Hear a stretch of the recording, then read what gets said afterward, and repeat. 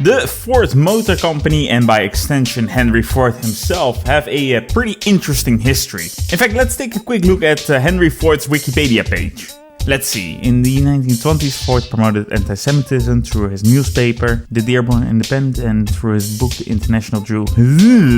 Ford's paramilitary force that spied and enforced discipline upon their employees. What the hell? In July 1948, the German consulate in Cleveland gave Ford on his 75th birthday the award of the Grand Cross in the German Eagle.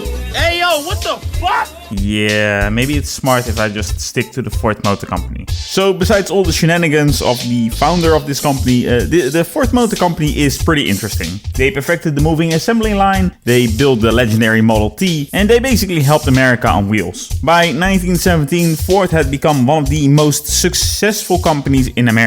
Okay, having said all of that, have you ever heard of the Ford Triton? No? Well, that is for a very good reason. When the United States entered the First World War in 1917, it faced a problem. It didn't have a single tank of its own. Britain had tanks, France had tanks, America had optimism and a trench shotgun. What? A tank? Move aside, you silly Brits and Frenchmen. Later. Okay, so maybe the tank is not that bad of an idea. Now, the American officers inspected the British and French tanks that were available and came to the conclusion that the French Renault FT was a much better fit for the US Army. Now, the bigger British Mark series of tanks were enormous machines designed to smash through the enemy's front line. And that worked. But the French Renault FT showed that this could also be done with a smaller, lighter and cheaper vehicle. Now, that's all nice and well, but the French factories were already at maximum capacity and they were not able to build a few more tanks for the US Army. So the Americans quickly got a license from the French to build their own tanks. They did some quick redesigns to these tanks and went to work to build their own version of the Renault FT to supply the US troops with something. Now, one of the first redesigns that they did was convert all the French centimeters and millimeters to American freedom meters, which turned out to be a lot more work and time consuming than expected, which you would have seen coming if you've seen my MBT70 video or my Tupolev TU4 video. God, this happens a lot more than I expected. Anyway, all of this tomfoolery delayed the introduction of the American version of the Renault FT, which was Sad news, everyone. However, there was also some Good news, everyone. At that time, Ford had already made its first prototype of its own tank, the Ford Triton tank, a even smaller tank than the Renault FT. And well, calling it a tank is also a bit of an over-exaggeration. A better description for this vehicle would more be something like a lightly armored, tracked vehicle that was more resembling a steel box. Originally designed for towing guns and equipment around the battlefield. However, it had tracks, it had armor, so you're basically halfway there. The next logical step would be to put a machine gun on this thing, and well, there you go, the first domestically produced American tank. I just noticed that I wrote domestically abused tank, which is pretty accurate. Now in real, all of this would have been a very good fit for tank production.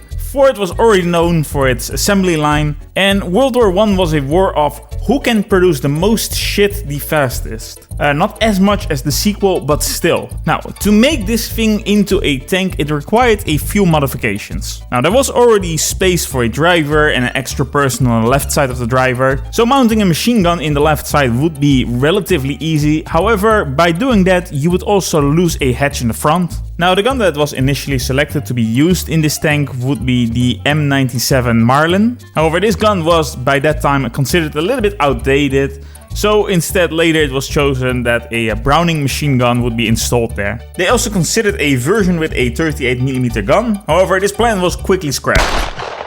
So what we're left with is the version with the machine gun. The suspension was also revised a few times to improve its performance, and some smaller modifications were also needed. But all in all, things moved along pretty fast for the development of the Ford Triton. Now that is all positive, but this thing had some quirks. For example, the concept of armor was still a foreign one for the Ford Triton. It had 12.7mm thick armor on the front, which made it very much vulnerable for not only anti-tank weapons, but also concentrated machine gun fire, and even the old trick of reverse German rifle bullets. For anyone that is unaware of this, it's literally what it says on the tin. The Germans would literally just take a bullet, reverse it so that the pointy bit doesn't point forward anymore, and this helped with penetrating through armor. Another quirk of the Ford Triton was the engine, or more accurately, the engines. It was powered by two Ford 4-cylinder petrol engines, the same engine that you would find on the Model T. Now this was good on one hand because it meant that spare parts and maintenance wouldn't be that big of an issue. It was also an engine that was already being mass produced and fairly reliable. However, it was also an engine that was fairly weak,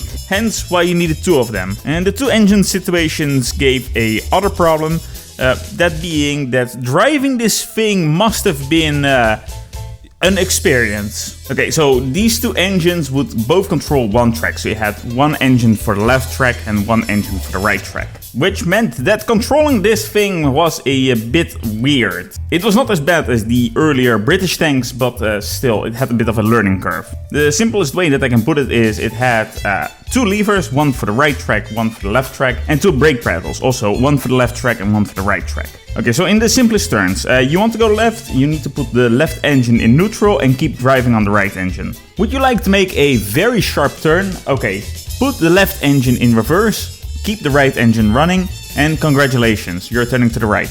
And have fun remembering all of that when you're in the middle of combat and people are shooting at you. Also remember that in 1917 a car was still a very novel concept, so yeah, that didn't help much neither. But things got even worse because the commander also had to deal with very poor visibility within this thing. In essence, he could only see what is happening in front of him. Oh, and also, good luck with commanding the bloke right next to you. Because the way that you would communicate within this thing would be to lovingly and tenderly shout at the top of your lungs in the guy's ear. And hope that they could hear you over the two engines that were situated directly behind you inside of this steel box. Now, nonetheless, and with all these problems, the army still gave a green light to produce the Ford Triton and placed a massive order. They wanted 15,000 of these vehicles, and it was expected that 500 of these would be delivered by January 1919, at which point Ford estimated that they would be able to produce around 100 of these tanks a day. Now, as we all know, the war didn't continue until 1919. No doubt in my mind that the Germans got wind of this wonder weapon and promptly surrendered. So in the end, only 15 vehicles were built, which for anyone with a calculator is slightly less than 15,000. Now, these 15 vehicles were shipped to France with the goal to try to get them in some kind of combat, but they didn't arrive till November 1918, at which point the party was over. The French also had a look at these vehicles and did not like what they saw. Now, there have been some suggestions that the US was showing these things off in the hope that the French army would buy these things, which seems a bit optimistic given that the Renault FT was basically a better tank in all regards. However, even this is debatable and it could have just been the US showing off their new toy. Anyway, the American version of the Renault FT at that point was right around the corner, and it was superior over the Ford Triton in almost every way. The Renault FT had a rotating turret, better protection, had wider tracks and improved traction, it had better firepower, and to be honest, the list could just go on and on. Simply put, the Renault FT was a much more capable vehicle. And despite the optimism and the huge order early on, when the war ended, this order was quickly cancelled. Kind of showing that the army didn't have that much trust in this first American tank design. Because I have no doubt that the Ford Motor Company could have delivered these large amount of tanks at one point. And yeah, I think that if they end up pumping out 100 of these a day, history could have gone in a very different and interesting direction.